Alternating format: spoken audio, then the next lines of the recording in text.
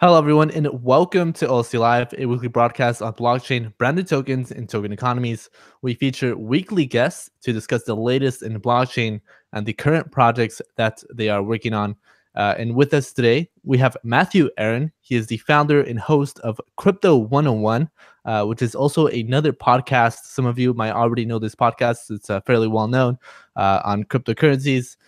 So without further ado, Matthew, thanks for joining us today on OC Live. Man, thank you very much for having me on. So let's start off with your background. Can you tell us a little bit about yourself, where you're based, and about the podcast? Yeah, no worries, man. About myself, born in Cleveland, Ohio. Moved from Cleveland to Hawaii. Graduated University of Hawaii. Lived in China for about 13 years in Beijing and Shanghai. Became fluent in Chinese there. Got a degree in political theory. Worked in food and beverage and F&B for probably most of my career, and was in Shanghai. I was working as a general manager, food and beverage director at hotels, and having a staff of anywhere from 60 to 200 people. We had some of the best venues in Asia. And right now, I am doing my master's, just finishing it up actually, master's of business in Taiwan, and we've been doing the podcast in Taiwan for this whole time since July of 2017. Well, that's pretty interesting. I'm here based in the U.S. and then the podcast it's pretty well known all around the world. But yeah, it's pretty early on. When I first got into podcasting, I launched Daily Crypto, which was September 2017, and I saw your podcast. It was already out there, so it was kind of some of the first podcasts in the market. So yeah, it's been great to see that you've been sort of in crypto for that long. So how long have you been actually like known about Bitcoin and got into it before launching the podcast? Oh man, that's actually a very interesting story. I've learned about this might go a little deeper than we wanted to get into, but I'm gonna tell this story anyway. I learned about Bitcoin in 2013, and I was walking, listening to a podcast. It was Stuff You Should Know, and they did an episode of how Bitcoin works or what is Bitcoin or something like that. And Bitcoin really grabbed my attention, and blockchain technology really grabbed my attention at that time because of some personal things that happened to me. And I remember I was living in China, and I was living in southern China, and at the time my son needed a surgery, and my son had a heart defect. He was born with a heart defect, and I needed to ship money or get money from the United States to China, and this was in 2008. And we basically couldn't do it. There was no way to get, money from, collect money very fast from your friends and family for a surgery in China. I'm sorry, in the United States, send it to China, and it get there in a, timely manner so we can, use the funds. So long story short is it didn't work out well for us. The money didn't ship. And when it did get over to China, it didn't get to the right bank. And so I was in southern China. They sent the money to a bank in northern China, same company, same brand of bank, but different branches. And so when I heard about Bitcoin in 2013, it highlighted, like, it basically just summarized everything and every problem I had with transferring money from me being an expat living abroad in China.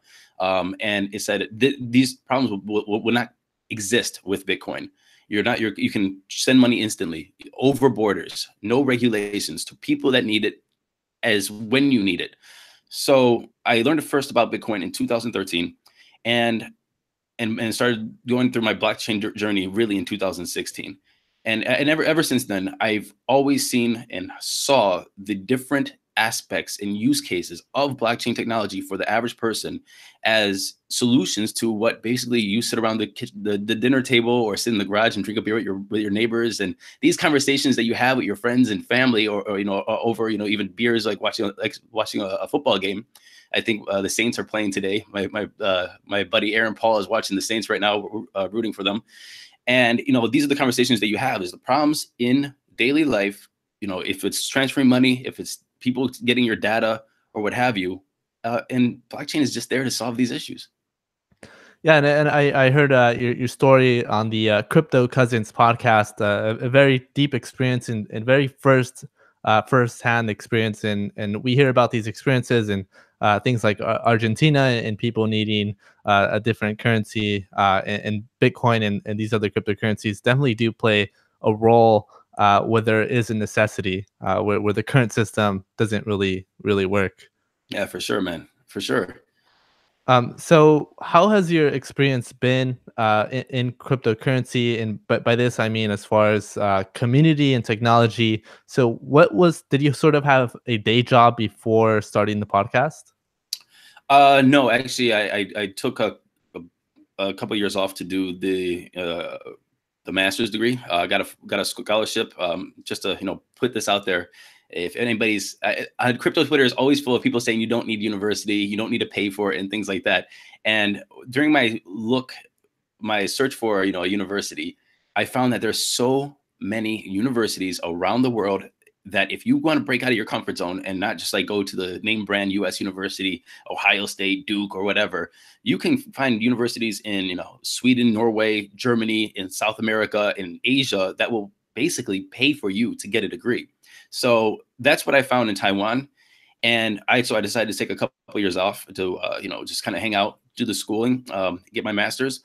And then, yeah, so I just started doing the podcast straight up through from Taiwan, just hanging here. This has been my full-time gig, and now I am a full-time podcaster, and I'm loving it. Good. That's definitely a great. It must be a great feeling. And I see in the background you also have ICO 101. So is that sort of a secondary podcast that you do? Yeah, ICO Crypto101 was our first baby, and that just kind of organically grew with great community and a lot of people volunteering to help me and the vision of getting the average person into cryptocurrency.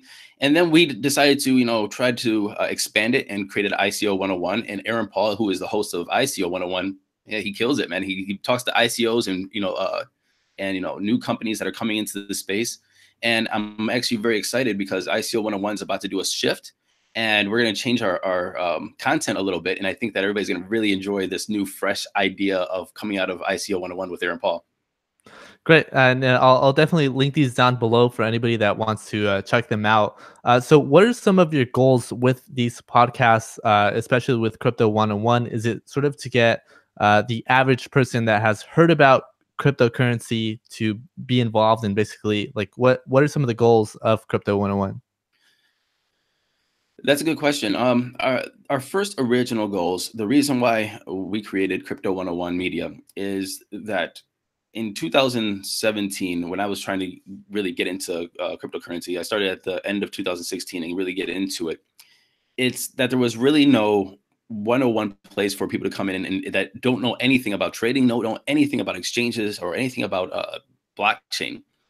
And, even little things like what are maker and taker fees, when you go into crypto Twitter or go into Reddit and people have, hodl there or wrecked and, all these, those slang terms, whatever, a moon or Lambo and FUD. And you're just like, I have no clue what this means. And there's no way to actually get that information without, just Googling everything and hodl. And I think even at the time, hodl was just like, what do you Google to figure out what that really means and what does it mean in context in the communities? So Crypto 101 originally was made just for getting people accustomed to or acquainted with the crypto space, and it was just telling people how to set up a Coinbase account, what these slang means, tell them who are the people in the space, because you had these major prominent figures tweeting about different opportunities or different use cases, Charlie Lee or CZ from Binance or what have you. And you didn't know who they were. So we really wanted to focus on who are these guys? Is it like, should you be listening to these guys? And if you are listening to these guys, you should know a little bit about them, like where are they from? Where are they born? What do they do? What did they do before crypto? We always thought that was really important. So that's what Crypto 101 originally did, and we are continuing to do. But in the future for Crypto 101, my 2019 goals they're huge. In 2019, Crypto 101 is committed to getting 100,000 people into cryptocurrency personally. We're going to work on a new book. We already put out Johnny's Guide to Cryptocurrency. We're going to put out another book this year. And we are going to just make, basically a huge push for the average consumer to understand about blockchain technology. Now, I'm not saying that people need to invest. I'm not saying that they need to go and, go hook up a Coinbase account and, buy a Bitcoin. But I think that my goal is to get people to start thinking about a different future, a different way to think about economies, about finance, about business, about the interactions between you and your boss, or you and the companies that you use, you and Facebook, you and Google. And look how blockchain technology and some of these brilliant people in the space are creating solutions or creating different ideas or creating different possibilities for us to interact with. So getting 100,000 people into cryptocurrency. So by that you just mean trying to educate people to understand what it really means to what this jargon really means in crypto, and sort of be educated on the possibilities and potential of the underlying technologies. Absolutely, absolutely. I want to get 100,000 people involved into thinking about a new future. And I think that's on everybody's, that's based off of everybody else's personal preference, because, a lot of people might not be comfortable trading or investing, or might not have the resources to. But that doesn't mean that they don't have something in their life that they might think is maybe an injustice, or thinks that could be changed for the better. And blockchain technology could maybe be that change for the better. And I think your personal data is one of those things. Everybody has Facebook. Everybody knows about Cambridge Analytica by now. They know about voting. They know about Florida, and the recounts and the miscounts, and all those things. Does blockchain technology does it have solutions for some of those things that people really care about? Voting, data, their identity, and what have you. So that's what I really want to get people to start thinking about different ways that blockchain technology can really impact their communities, their life, or, well, the society. Great, and part of what you're doing is bringing blockchain to more people, and there's some challenges with bringing blockchain mainstream, and there's a lot of different aspects to that. One, whether it's on the technology side, and having blockchain adoption for the technologies that it is, or whether it's on the cryptocurrency side and having mainstream adoption of specific cryptocurrencies. But in regards to blockchain awareness and the average consumer, what are your thoughts, or what is, from your experience, what are some of the challenges of blockchain awareness and educating people on blockchain technology? And that's a good question. I was thinking about this question quite a lot yesterday, actually. And I want to say that it's let me kind of set this up for a little bit. I was just watching YouTube the other day, and in Arizona, there's been 21 incidences of autonomous vehicles getting attacked by people. In other places, I guess there's trucks and cars and gas powered cars blocking charging stations for electric vehicles. So basically what you have a change of technology coming, and people don't know how it's going to affect them, or don't know what it means to them. And I think that all stems from either well, first of all, fear, because people understand that technology can displace their jobs, displace like their the life that they know it. And I think that one of the biggest challenges to the average consumer, and that's why I brought this up, is like people don't know how like the autonomous vehicles are going to affect their lives. Like, for example, one of the biggest careers in the United States right now is truck driving. How is that going to affect truck drivers? And should truck drivers be afraid of driverless trucks? I don't know. But all I know is not understanding what an autonomous vehicle can do, or interact with the people who make a living driving a truck, creates a barrier. So they see a driverless truck, they say, hell no, I'm keeping my job, and they attack that driverless truck. Totally fair.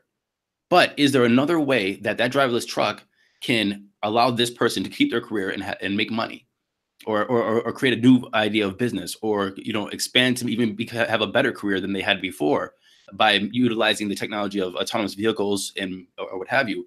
And I think that the education of the average consumer about how this can be beneficial to them is the biggest challenge. And the challenge is, getting that education to them and breaking through the fear of them changing their lifestyles, changing their, way of life, because of these new emerging technologies.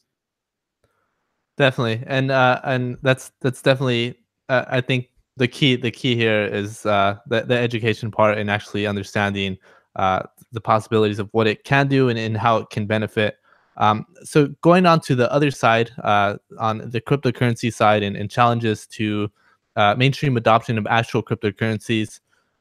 What do you think we need to for people to be able to use cryptocurrencies as, say, a primary source? Have you yourself used crypto, for things like remittance or cross-border payments? And what do you think are some of the things that will help take cryptocurrencies as a currency sort of to mainstream adoption? That is the golden question, I think, right? I definitely have my opinion. First, have I used cryptocurrencies? Absolutely. I couldn't have made Crypto 101 without it. Every transaction that Crypto 101 has ever made is on the blockchain, using Ethereum. These Every person who has ever contributed to Crypto 101 has been remitted in Ethereum.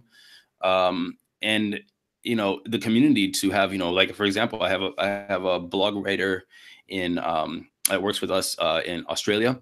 We have editors in the States. We have editors in, we have blog writers in, Europe. We have our marketing manager is Indonesian.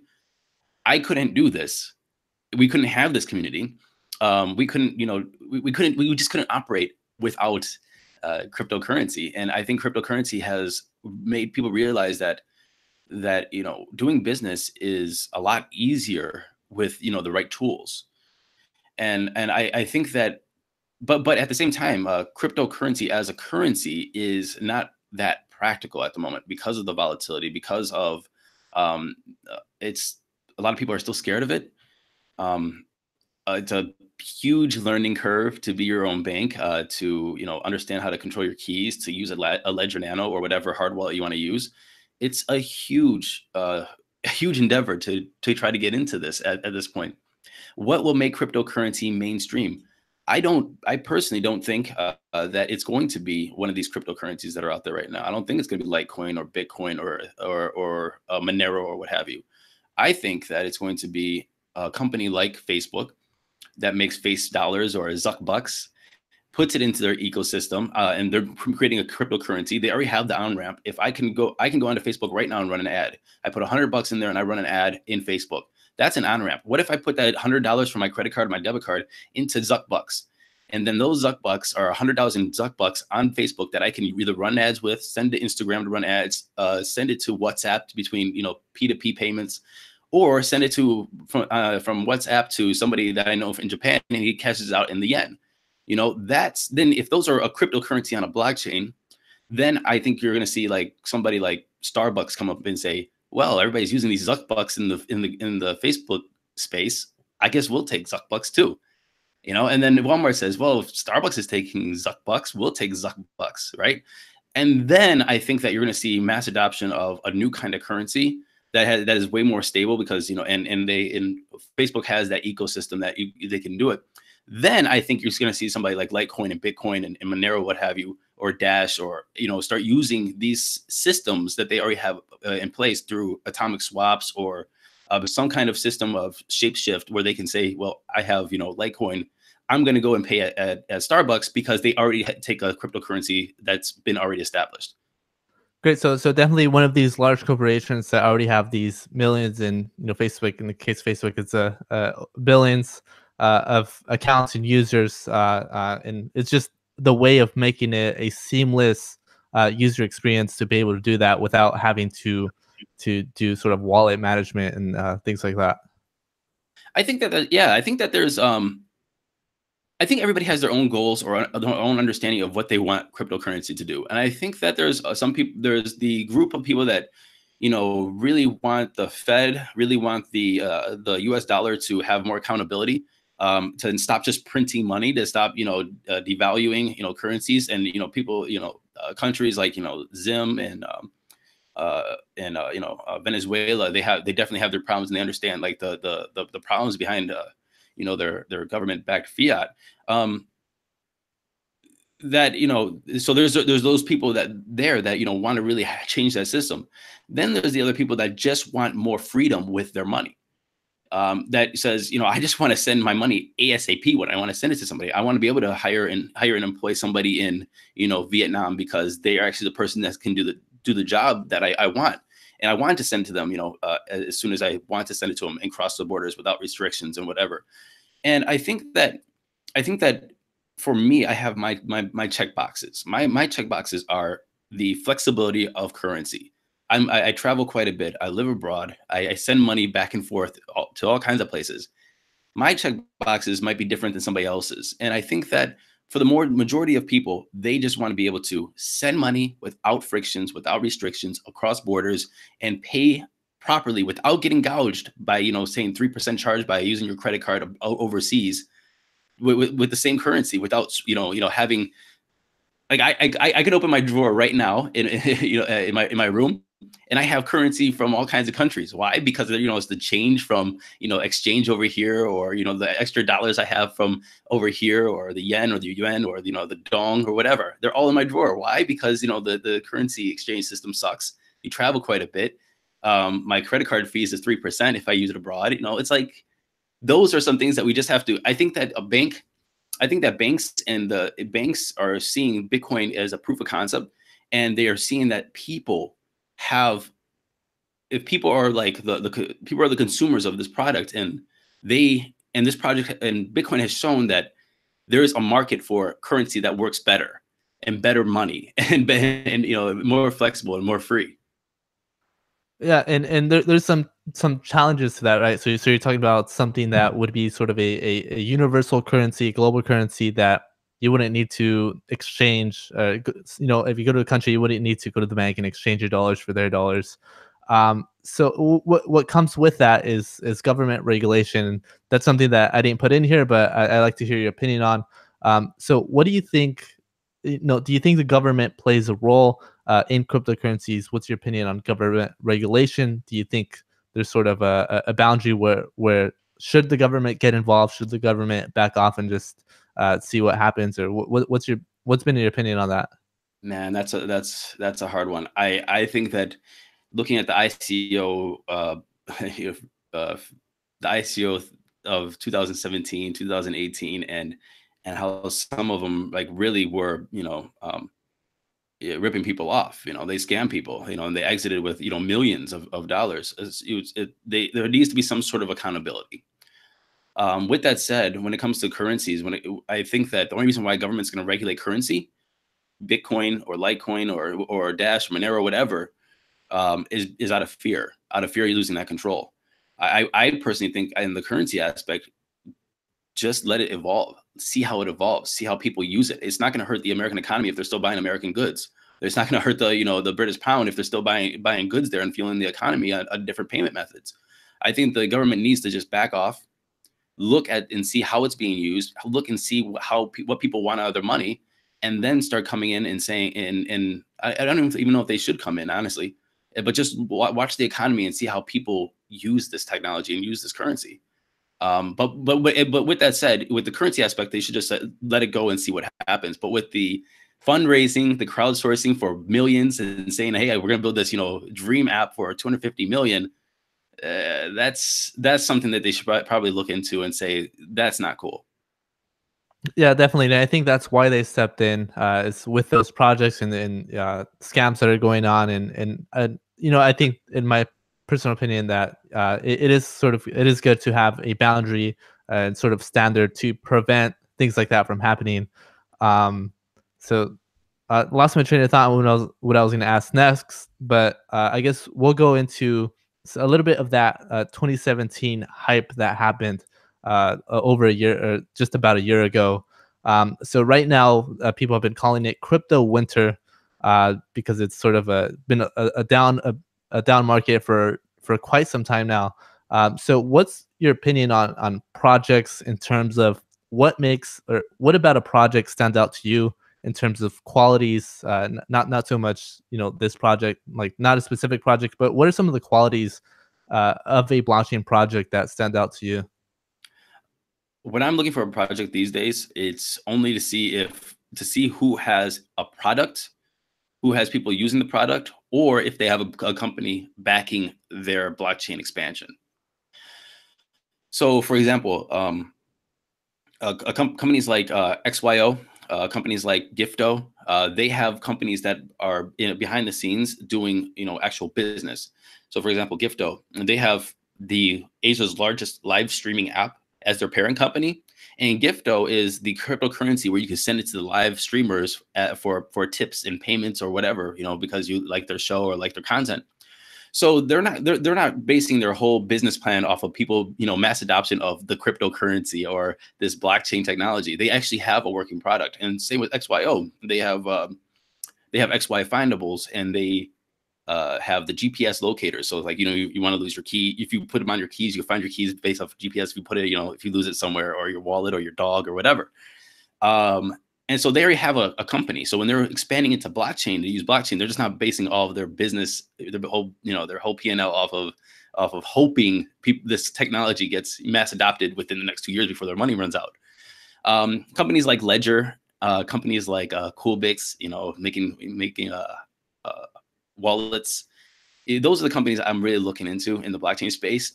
I'm not so much looking into the companies that are just trying to make it with blockchain technology without anything, backing them up, or anything that's physical, hoping for this mass adoption. But there's also companies that are working with supply chain, which is huge. A lot of companies are starting to incorporate that into their business model. And there's a lot of and I'm really looking into companies that are, and these aren't really traded companies or coins or tokens, but companies that either are working in like law. You have lawyers branching off into the crypto space to help with smart contracts, in creating those. And yeah, so I myself, I look at companies that have physical products that are being sold, like Blockfolio and these other companies. And these are the companies that have just been on the show, so they're fresh on my mind. Um, uh, or companies that have a parent company that's backing them, and they're expanding into the blockchain because of that. Great. So definitely you like companies that already have an established user base and are sort of adding blockchain as a feature versus companies that are based solely on blockchain but are yet to have that audience or mass adoption stage. Absolutely, man. It's risky. It's risky to startups and entrepreneurship is amazing, brother. It's awesome, And but at the same time, that a lot of people try their best and they fail. So I guess, as and if you're investing or if you're looking into these companies, it's so much safer to say, well, they already have an existing product, or they actually have sales, or they have a parent company and they're expanding, and then start getting in that way. But yeah, but yeah, more power to everybody that's trying out in the blockchain and trying to create that first, blockchain mass adopted product. Yeah, and I guess there's been several hundred projects that have failed, and there's websites that point these out. From 17, and I guess we're in the crypto winter, and we'll see. We'll just have to wait to see how it plays out, to see which companies sort of make it through and survive and build product that reaches that adoption stage. Yeah, but with the volatility of the cryptocurrencies too, I don't think that it was easy for any company to plan and hedge their fundraising as well. Even us, I did a horrible job at it. Horrible. I mean, we were getting ad placements in Crypto101, and we would take Ethereum, and maybe we got one Ethereum back when it was $900. A month later, it was 450.